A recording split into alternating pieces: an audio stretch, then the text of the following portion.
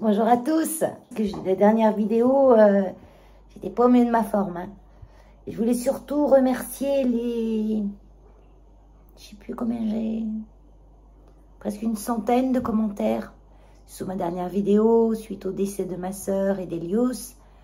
Et ben, j'avais la larme à l'œil, bien sûr, à chaque fois que j'ai lu un commentaire. Parce que je me suis rendu compte que ben, il n'y avait pas que ma peine dans ce commentaire, dans cette vidéo. Ça a ouvert plein de peine aux autres. C'était pas l'effet voulu, hein, bien sûr. Je voulais pas déjà vous faire de peine, je voulais déjà pas chialer. Déjà, je l'avais fait une première fois quand j'étais revenue du veto, où je pleurais à chaudes larmes. Et j'ai dit non, non, non, non, on va pas mettre ça. Tu vas faire pleurer tout le monde. Bon, j'ai essayé de faire au mieux pour pas vous faire de peine, mais c'est inéluctable. Quand on parle de la peine de quelqu'un, ça vous ramène toujours à votre propre peine. Et c'est toujours triste. Donc désolée, mais bon, en même temps, ça vous a fait rappeler que vous aussi, vous avez eu cette peine. Et je vais pas dire que je suis contente de voir que vous avez eu tous la même peine, mais c'est vrai que des fois, on a tellement d'amour, nous, qui sommes constamment avec eux, parce que moi, je travaille dans un refuge, donc je les côtoie tous les jours, et je suis souvent confrontée à la mort dans les refuges, puisqu'on a des animaux qui passent leur vie en refuge et qui meurent de vieillesse ou de maladie en refuge. On a même eu des cas où on a eu des animaux morts de maltraitance, et ceux-là, c'est le plus dur.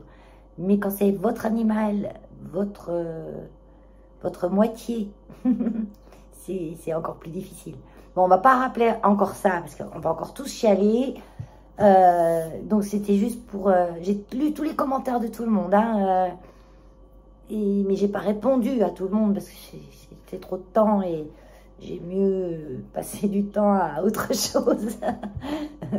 Puis vous répondre merci. Donc j'aurais répondu merci à chacun en faisant un copier-coller. Non, je préfère vous le dire en face cam. À tous ceux qui m'ont mis, et tous ceux qui me l'ont mis, et tous ceux qui ne me l'ont pas mis, ils l'ont sûrement pensé aussi, parce qu'il y a des gens qui le pensent, mais qui ne font pas automatiquement des commentaires, parce que moi, par exemple, je commande pas, à chaque fois que je regarde une vidéo, je commande pas tout le temps, surtout que moi, je regarde beaucoup sur ma télé, alors je ne peux pas commenter sur ma télé. Parfois, je prends mon portable pour faire le commentaire, mais je ne prends pas toujours le temps. Je mets mon petit pouce en l'air déjà, c'est bien. J'ai ma voix qui s'éraille parce que j'ai eu quand même la crève tout de suite derrière tout ça. Et je pense que quand on a le moral au plus bas, puis qu'un virus arrive, il fait youpi, hurrah, on y va. Ça faisait des années que je n'avais pas été malade comme ça. C'était 3 jours, mais complètement capote. Hein. Donc du coup, là, fallait que je me rebooste. Je me suis acheté des vitamines. Donc j'ai acheté ça à la pharmacie. Immunité, c'est UPSA qui fait ça. Donc c'est pas donné, hein, c'est 20 € la boîte, mais il y en a pour 15 jours et on prend 2 gommies. C'est des gommies, c'est trop bon en plus. Voilà, j'ai déjà pris ma dose, je peux pas vous montrer comment c'est, mais elles sont assez grosses et elles sont sans sucre, mais on dirait qu'elles sont sucrées. On dirait des pâtes de fruits, c'est trop bon. Ben, il faut pas laisser ça dans les mains d'un gosse, hein, parce qu'il pourrait croire que c'est des bonbons, se taper la boîte. Hein. Et j'ai pris celle-là parce qu'il y a beaucoup de vitamine D dedans. Et ça, c'est bien pour les défenses immunitaires. Et vitamine C. Et là, comme on n'a pas beaucoup de soleil et que c'est la fin de l'hiver et qu'on en manque, je pense que ça aide pas au moral, ça non plus. On en a marre, on veut le soleil. Voilà. Donc, ben, j'ai pris ça et ça fait 3 jours là que je les prends et j'ai l'impression que ça m'a quand même donné un petit coup de boost. Vu l'état de larve que j'étais. Donc, merci beaucoup à tous ceux qui m'ont soutenu. J'ai fait mon dernier au revoir à Elios jeudi dernier. Et maintenant, il est dans sa petite boîte ici avec moi. Voilà. Je peux pas, j'ai réfléchi au départ à mettre ses cendres quelque part, mais comme je suis en location, je ne sais pas si je vais rester là toute ma vie. Donc, je préfère qu'il me suive partout, comme il a toujours fait. Voilà. Et donc là, je fais l'intro de la vidéo.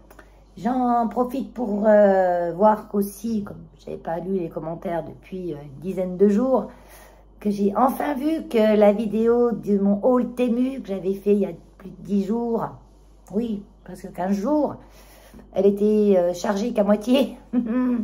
C'était trop top. Et pourtant, quand je vois le temps de la vidéo, elle dure 29 minutes. Donc, j'ai pas été regarder toute la vidéo. Pour moi, 29 minutes, il y avait 29 minutes de vidéo, quoi. Mais non, en fait, il n'y en a que 14. Après, ça se coupe net.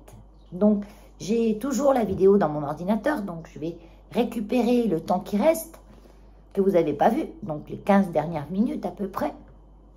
Et puis, je vous les mets là tout de suite après. Comme ça fait un petit bonus. Tout de suite après. Et encore après, ben, je vous mets des petits événements qui se sont passés là ces derniers jours.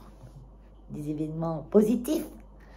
Et puis comme ça, je vous publie tout ça. Et puis ça fera, on va appeler ça un vlog aussi, parce qu'il y a un mélange de tout. Allez, sur ce, je vous dis à bientôt. Bye bye. Ça j'y garde pour après. C'est quoi ça? Ah oui, une petite perfo. Ça, c'est du scrap. Ah, ils ont mis dans un petit sac comme ça. Ça, j'aime bien. Je les garde après. Les petits sacs qui se ferment avec un petit plic. Ça, c'est top. C'est une perfo simple. Parce que figurez-vous, j'ai pour mon loisir créatif scrap. Je fais du scrap aussi. Mais là, je ne fais plus. Depuis au moins... depuis Noël, j'en ai pas fait. Mais je suis pas inspirée. J'ai pas envie. Quand j'ai le temps, je fais du tricot. En fait, c'est parce que j'ai pas assez de temps pour tout faire. Donc, mes choix loisirs créatifs, en ce moment, c'est plus le tricot, le crochet. Moins le scrap. Oh, c'est chiant parce qu'il y a des étiquettes collées dessus. Voilà. Puis elles peuvent pas s'enlever. Bon, c'est pas grave. Je le garde quand même. Et j'avais une perfo champignon. Qui fait des petits trucs comme un champignon, comme ça, pour mettre dans les anneaux tout remplis tout entier en plastique, là. Je sais plus comment ça s'appelle. Et j'ai une grosse crocodile. Crocodile, avec une crocodile, on peut faire des petits trous, des plus gros trous et mettre des œillets. Tout dans un même appareil. Mais c'est un gros truc qu'il faut sortir, machin, de la boîte et tout. Et j'avais pas la toute bête perfo pour faire un trou, quoi. Donc, je me suis acheté une toute mini, comme ça, elle ne va pas tenir de place sur mon petit bureau. Ah, elle est chouette.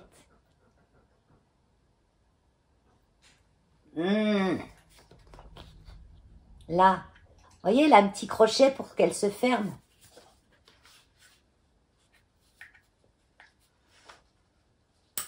Voilà.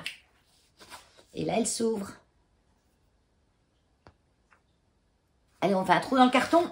Allez, on y va direct hein, dans le carton. Hein. Parce que ça, c'est du carton qui est épais en plus. Oh, facile. Elle m'a fait le trou en 2-2. Hein. En rien de temps. On a la petite truc en dessous pour ramasser les confettis. Donc, ah ben, je suis contente. Trop top. Ben, j'avais acheté la champignon, elle était déjà top. Donc, puis en plus, pas cher. C'est surtout ça. Ah ben, ça aussi, c'était pour mon scrap parce que j'en avais plus. Quand je sors tout, éviter de faire du bruit, ça passe 1000 fois. J'en ai pris qu'un, ça. Ça, je croyais que j'en avais pris 2. Je vous montre après. Donc, ça, c'est des enveloppes, des petites enveloppes à 5 avec une pression. Je vous sors pas tout. Hein. Moi, je range mes dies pour le scrap. C'est des emporte-pièces métalliques pour faire des formes sur du papier. Pour ceux qui ne connaissent pas, avec une machine de découpe. Voilà. Et mes dies, je les mets sur des plaques aimantées. Et puis après, je les mets dans ces petites pochettes, dans une boîte. Comme ça, je cherche comme ça, tout simplement. Et c'est trop bien. Et j'avais encore des plaques aimantées, mais j'avais plus de pochettes. Et j'en avais encore à ranger. Donc, j'ai des pochettes en plus. Alors, ça, c'est un autre, je vous le déballe pas. C'est un autre mètre. Hein. Voilà, je vous ai dit que j'en avais pris 2. Ah oui, je sais pourquoi. Parce que j'ai pris ça aussi. Parce que j'ai hésité pour rattraper ses mailles. On a toujours besoin d'un petit, quand on tricote, qu'on a perdu une maille, on a toujours besoin d'un petit crochet dans le coin. Et du coup, j'ai pris... j'arrive pas à ouvrir le sac. Il est tout fermé. Oh, bon, je monte comme ça. Hein. Des petits crochets de plusieurs tailles. Oh, ils sont trop top. Faut que je les montre en dehors. Parce qu'en fait, j'ai hésité entre ça et les petits trucs que je vous ai montrés. Vous voyez, comme ça, vous mettez ça dans votre sac avec votre tricot. Et puis, hop, il me manque une maille. Et puis, ça va avec toutes les tailles. Hein, il y en a 3 sortes. Et ils sont trop top. Et je crois que j'en avais pris plusieurs pour mettre dans plusieurs sacs à tricot. Et en fait, vu que j'avais acheté ça, que je vous ai montré en détail tout à l'heure, je me suis dit, je vais pas prendre les deux. Mais j'ai pris les deux. Mais du coup, je me suis arrêtée à un comme ça. Mais c'est quand même top, ça. On peut même crocheter avec, hein. Un petit crochet sympa aussi. Et parce qu'avec tout ça, je perds mes mailles. Oui, mais ça m'arrive tout le temps de perdre des mailles. Hein. J'arrive même de mieux en mieux à les rattraper maintenant. J'arrive mieux à rattraper une maille qu'à tricoter même. Ça. Et puis, ah oui, j'ai pris ça. Alors ça, c'est... Moi, quand je tricote, je tiens pas le fil comme les autres. Bien sûr, je ne fais jamais comme les autres. Moi, je fais ça. Je ne fais pas avec ce doigt-là, il y a le fil dessus, et puis je fais comme ça. Ou même sur celui-là, puis je fais comme ça. Non, j'arrive pas. Moi, je tiens mon aiguille gauche comme ça, mon tricot dans la main droite. Et pour passer le fil, je l'ai entre les deux doigts ici, le fil. Et je fais comme ça. Je lâche l'aiguille droite pour la seconde où je fais ça. Et ça marche. Hein. Mais disons que je tricote moins vite que celles qui font... Des fois, c'est hallucinant. Elles sont comme ça avec le doigt, puis elles regardent même pas. Donc, je risque d'avoir des petits problèmes quand je vais faire du jacquard. C'est Yo-Yo ce qui vient me causer. Qu'est-ce qu'il y a, mon chou? Qu'est-ce que tu voulais me dire? Qu'est-ce que tu voulais me dire? Bon, oui. Et quand je fais du jacquard, quand je vais faire du jacquard, je n'en ai encore jamais fait. Hein.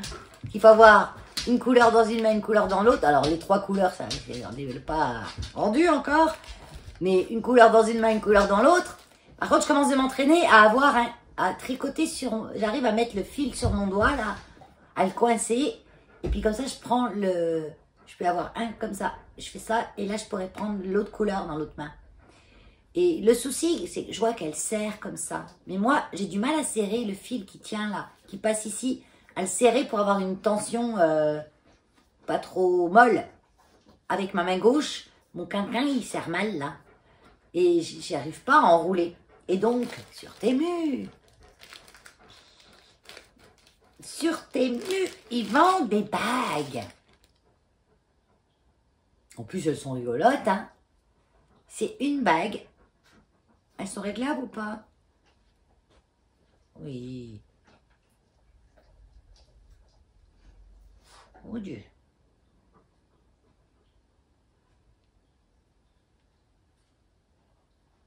C'est une bague. Regarde-moi pas moi. Regarde la bague.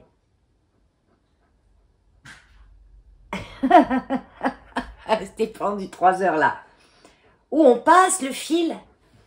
J'en ai un bout de fil là. Ouais. On passe le fil. Et il tient là. Et le fil, ça lui donne une tension. Donc on n'a pas besoin de trop l'entournicoter. Parce que moi des fois je me l'entournicote autour de la main là. Quand je veux faire avec la gauche un petit peu pour m'habituer. À l'anglaise. Non, la continentale. Enfin, je peux. Parce que d'un côté qu'on tient, c'est continental. D'un côté qu'on tient, c'est anglaise. Mais quand on fait du jacquard, on a besoin de tenir des deux côtés souvent. Après, sinon, il faut tenir d'une main et prendre une couleur ou l'autre. Mais ça perd du temps. Donc, je voulais essayer. Et même hier, j'ai commencé le crochet. J'arrivais pas à tenir le fil. Et à tenir le traîneau, à tenir le crochet. Et à serrer suffisamment. Alors, le fil était tout mou. Et ça ne faisait pas des trucs réguliers. Donc après, je me l'entournicotais bien autour des doigts. J'essaie de le tenir comme je pouvais avec ces deux doigts-là qui ne sont pas une super force.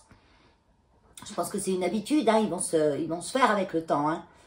Et moi, au piano, la main, elle se fait avec le temps. Mais moi, au piano, on ne fait jamais des trucs comme ça. On fait plus, on étire nos doigts plus qu'on les... Voilà. Donc, je pense que ça peut m'aider. Parce que le fil, il va passer comme dans une machine à coudre. Vous avez la canette, le fil, vous avez le fil, la canette en bas et le fil en haut. Et vous le passez dans différents trucs pour qu'il y ait une bonne tension. Et bien, je pense que ça peut m'aider pour... Ah, mais si vous la voyez mieux. Ah, rien à faire. Ah! Ah, ça y est. Voilà. Et là, je le passe dans la petite queue, là. Ouais. Je peux même le mettre à celui-là. Je vais tester ça. Voilà. Et pour finir, j'ai acheté un tricotin. Donc le tricotin, je suis sûre qu'à un moment donné, dans mes activités filesques, j'aurai besoin d'un tricotin. Parce que quand on doit faire un cordon pour mettre autour d'un gilet, des petites bretelles à un petit top, un cordon pour mettre dans un sac à projet, on fait un sac en tissu et puis on fait un lien pour refermer en haut. Ben, il y en a qui le font au crochet ou à la main, oui à la main, aux aiguilles. Ça prend un temps fou. Et grâce à Tricotin, ben, ça c'est la petite pince pour faire quoi? J'en sais rien, je ne vais pas encore le faire marcher. Hein. Dedans il y a des petits trucs, en fait il y a des petites aiguilles qui vont venir travailler, on va insérer les fils et en tournant, elles vont venir tricoter.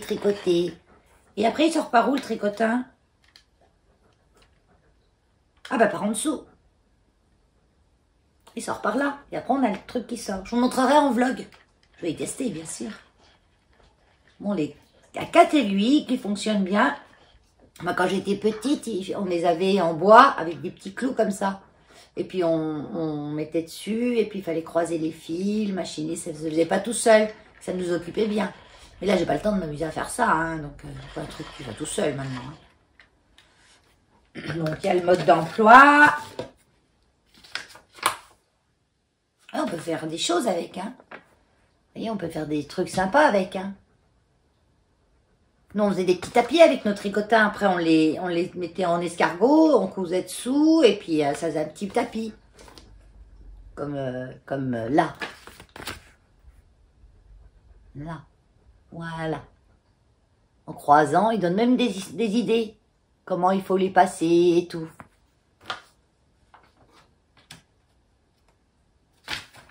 Puis là, on a tout le mode d'emploi. Voilà. C'est tout en anglais. Déjà, c'est mieux qu'en chinois, parce que ça peut arriver hein, qu'on ait tout en chinois. Là, c'est tout en anglais. Ah oui, ça, c'est la pince pour mettre sous le... Quand le tricotin commence de sortir. On la met dessous et ça fait un poids pour qu'elle tire. En gros, il faut tenir comme ça et puis... Ah oui, il faut le tenir en l'air. Parce que si vous le posez sur une table, ben, ça sort plus. Très bien. De toute façon, on a toutes les infos là.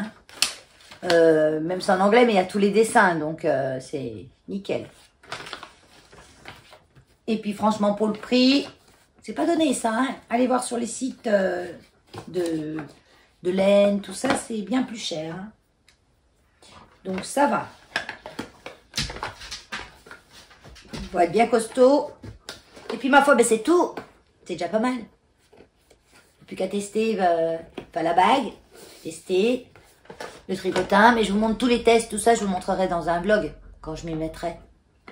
Je vous fais pas les tests ici. Souvent quand je fais un haul Temu unboxing. Ben après dans mes vlogs je vous montre l'utilisation, même des fois je reviens des mois après l'utilisation pour vous dire bah tiens avec le temps qu'est-ce que ça a donné voilà, mais il n'y a pas grand chose que je suis déçue hein. J'ai juste été déçue vraiment une seule fois chez Temu avec un cutter circulaire. Enfin, c'est un cutter qu'on pouvait aller faire des zigzags, faire des ronds. C'est une catastrophe ce truc, ça coûtait rien. J'aurais bien sûr dit, bon, ils me remboursaient hein, et je l'ai gardé parce que c'est comme ça, on rembourse, on les garde. Mais bon, je m'en sers pas quoi. Voilà. Et bien sur ce, je vais aller manger parce que j'ai très faim. Je vais me faire des spaghettis bolognaises. Mais bolognaises vegan. Hein. Et j'ai de la viande hachée vegan. Végétarien. Je suis pas vegan. Parce qu'un vegan, il mange aucun produit d'animaux. Pas d'œufs, pas de poisson, pas de fromage, pas de lait, pas... aucun. Et j'adore trop le fromage pour ne devenir vegan. Mais après, bon, c'est déjà bien végétarien. Bon, je mange pas les petits veaux, je mange pas les petites vaches que j'adore, que je trouve trop belles dans les prés. Ni les petits moutons, ni les petits poulets, ni les petites poupoules. Voilà. Et mes œufs, je les prends chez une amie où je sais que ces poules, elles sont... Mais bah, c'est une fille du refuge. Hein. Autant vous dire que ces poupoules, elles sont gâtées de chez gâtées. Hein. Donc je sais que c'est des bonnes poupoules qui sont bien élevées, là j'en suis sûre. Et en fait, je mange du poisson 1 fois par semaine, à peu près. Par contre, du fromage tous les jours, j'adore. Même si je sais que des fois que les laits, c'est pas très éthique, puisque bah, on assouvit des animaux pour piquer ce qu'ils apportent. On tue des petits veaux aussi pour... On tue les vaches, les gélisses surtout, pour ben quand ils ont du lait, ils peuvent pas, faut qu'ils aient des bébés. Puis un bébé petit veau encore, et encore, il va le nourrir avec du faux lait pour qu'il puisse grandir, puis qu'il finisse dans vos assiettes après. Enfin bon, je vais pas faire un commentaire là-dessus de 3 heures, hein, vous savez ce que c'est. Voilà, en tout cas, je suis végétarienne, mais pas végane. Allez, test tricotin. Bon, je vais doucement... Bon, j'ai mis en place facilement le fil, hein. J'ai bien expliqué. Et là, je me rends compte que ben, ça va pas. J'ai le crochet, il n'est pas descendu. Vous voyez, il est par-dessus, il est descendu trop tardivement. Donc ça veut dire que ben, c'est pas top. Voilà, je suis obligée d'aider pour mettre le crochet dedans. Puis alors, je vais doucement, parce que si je vais vite, ça fait un gros sac de nœuds. Hein. Vu que les crochets, ils sont pas réguliers... Donc en gros, on peut dire que ça marche pas bien. Alors j'ai regardé une vidéo pour savoir si c'était possible de changer les crochets. Et c'est possible. Parce que ça vient des crochets qui sont de pas bonne qualité. Donc c'est possible. Donc je vais regarder à commander des crochets. J'ai vu que ça se démontait facilement. Il y a des vis. De toute façon, je me suis plainte à Temu, bien sûr. J'aurais envoyé un petit bout de la vidéo pour leur montrer que leur truc marchait pas correctement. Et ils m'ont remboursé, bien sûr, et gardé le produit, madame. On a le droit à un remboursement où on garde le produit. Donc bon, ça évite, c'est vrai, de faire des envois, des frais d'envoi, des choses comme ça, qui coûtent de l'argent et surtout qui polluent la planète, parce que ça fait des transports, des papiers, des cartons pour rien. Pour un truc qu'ils vont mettre à la poubelle chez eux, donc je vais le réparer et je vais essayer, vu qu'ils m'ont remboursé, je pense que si les crochets me coûtent pas plus cher de ce qu'ils m'ont remboursé, je peux investir là-dedans. Parce que sinon, c'est trop top, hein. Ah, ça y est, la voix. Pardon. C'est trop top. J'ai réussi quand même à sortir un petit boudin de tricotin qui était super joli. J'ai changé plusieurs fois de laine. En plus, j'ai pris une fois du coton. Là, c'est de la laine assez fine. Parce qu'on ne peut pas mettre du truc trop épais dedans. Avec le coton, c'était pire. Ça glissait encore moins bien dessus. Donc, je vais voir. Bonjour à tous. Bon, vous me voyez avec une meilleure tête que la dernière fois. Bon. Ouais, c'est toujours dur, hein, mais ça va. Ça va. On fait avec, on admet, et puis on passe à la suite. Donc, comme je vous avais dit, là, je suis dans mon jardin, il y a des pâquerettes. Elles sont trop belles. Je vais vous montrer ça. Puis je vais vous montrer autre chose aussi. Allez, on commence par les pâquerettes. Elles sont hautes en plus. Et là, c'est quoi? Coucou. Coucou. Comme je vous avais dit, hein, j'allais pas rester longtemps hein, sans chien parce que moi, c'est vital presque pour moi. Hein. Je suis née avec un chien. Donc le mien, il est d'occasion, hein, il est un peu cabossé. Vous voyez? Il est un peu cabossé. de partout. Le bleu, là, c'est du restant d'un désinfectant qui est un petit peu coriace à partir. Donc ça, c'est Hulk. Donc Hulk, bien sûr, est au refuge. Il a des blessures parce qu'il s'est fait attaquer par 3 chiens. Et mon gros Hulk, il a que 1 an. Il s'est pas défendu, lui. Hein. Les autres avaient pas une trace. Hein. C'est un jeu de meute qui a dégénéré. Donc voilà, donc je l'ai pris pratiquement 2 jours après le départ d'Hélios en convalescence. Mon employé, il m'a dit tu le prends en convalescence. Donc la convalescence, ça fait un petit peu plus quoi. Du coup, je pouvais pas le laisser. Donc après, c'est un bébé. Donc ça me change de mon yo-yo, qui lui, il touchait rien, était calme. Pas un bébé de 1 an qui a 10 conneries derrière la tête. Donc la première nuit à la maison, tout s'est bien passé, très propre, rien touché. Le lendemain, je tente ma chance. Je mange un petit bout du mur. Le surlendemain, je mange un petit bout de meuble. Et en fait, c'est quand ils détruisent comme ça, qu'ils sont tout seuls, c'est l'angoisse de la solitude en fait. Ils s'accrochent à vous et c'est ça. Donc du coup, on a mis une cage pour la nuit. Donc il rentre dans la cage sans problème. Il n'est pas du tout traumatisé par ça parce que c'est bien fait. On donne le jouet favori. Donc pour lui, le jouet favori, c'est les sabots de bœuf. C'est vilain ce truc, mais ils adorent ça. On trouve ça en animalerie. Et il grignote ça, vous lui mettez dans la cage, il grignote ça tout content, des heures. Vous fermez la porte, il s'en fiche parce qu'il a son truc. Puis après il s'endort. Et le matin, pas de souci, tout s'est bien passé. J'ai pas eu de dégâts, pas de pipi, rien, parce qu'il est propre, hein. Mais dès qu'il a l'angoisse, il y a le pipi qui part. C'est normal, c'est un bébé. Hein. 1 an, c'est un bébé encore. Surtout cette race de chien, c'est mature tard. Donc je vous ai pas dit la race, c'est un bulldog américain.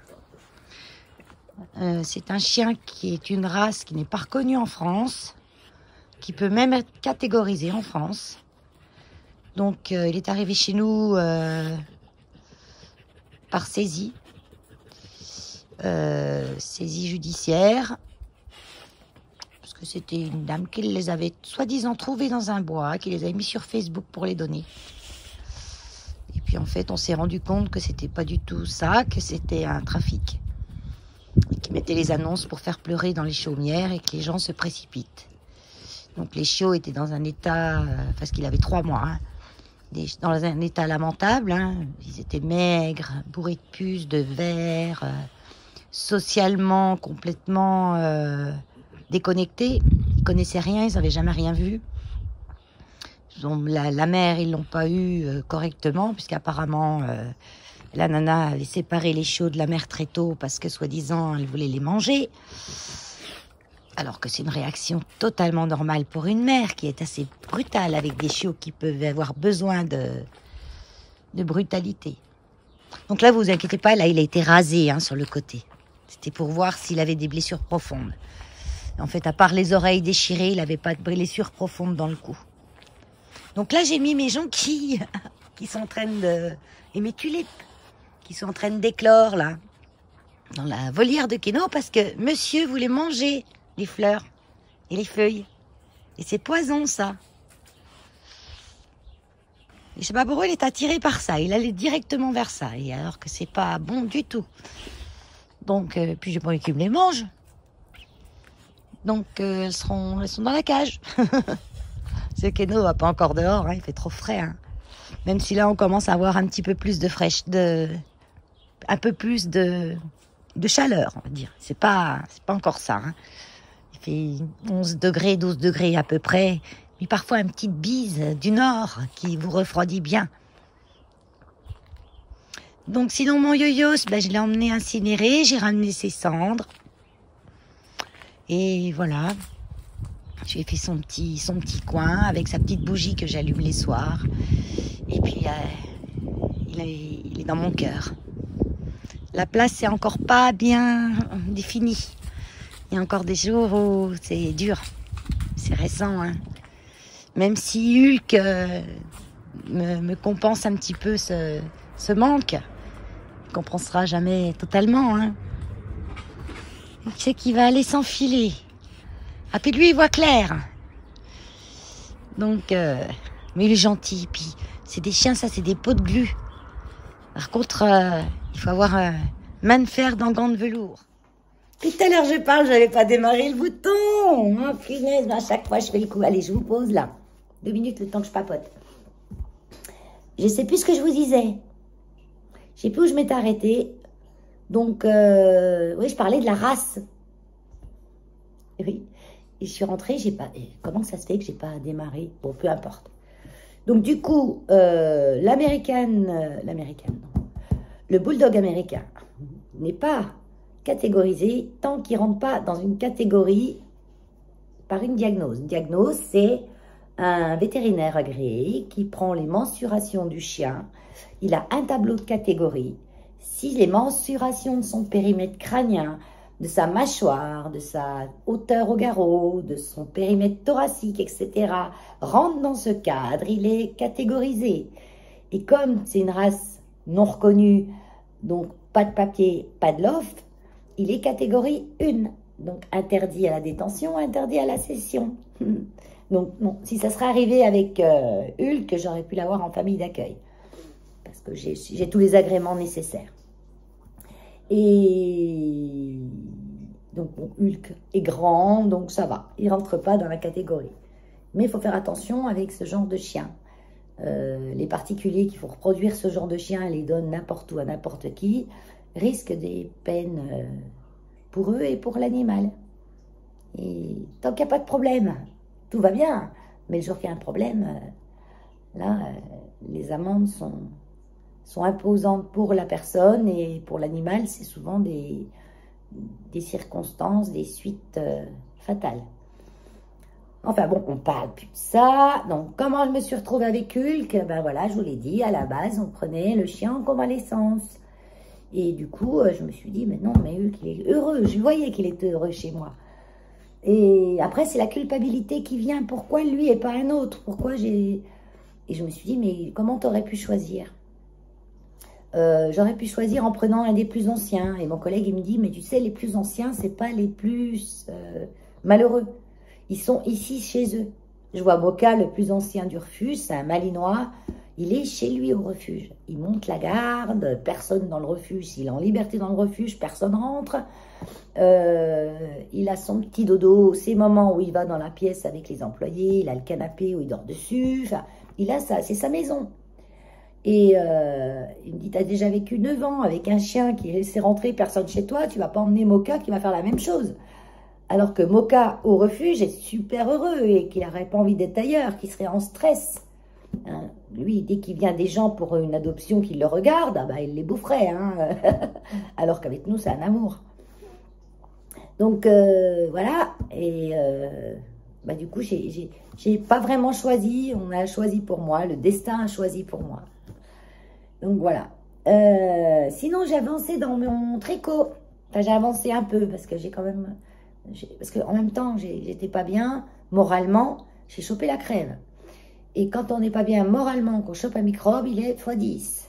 J'ai été une journée à zoner, à rien pouvoir faire, même pas un petit peu de tricot, même pas de déco, de scrap, rien du tout. Mais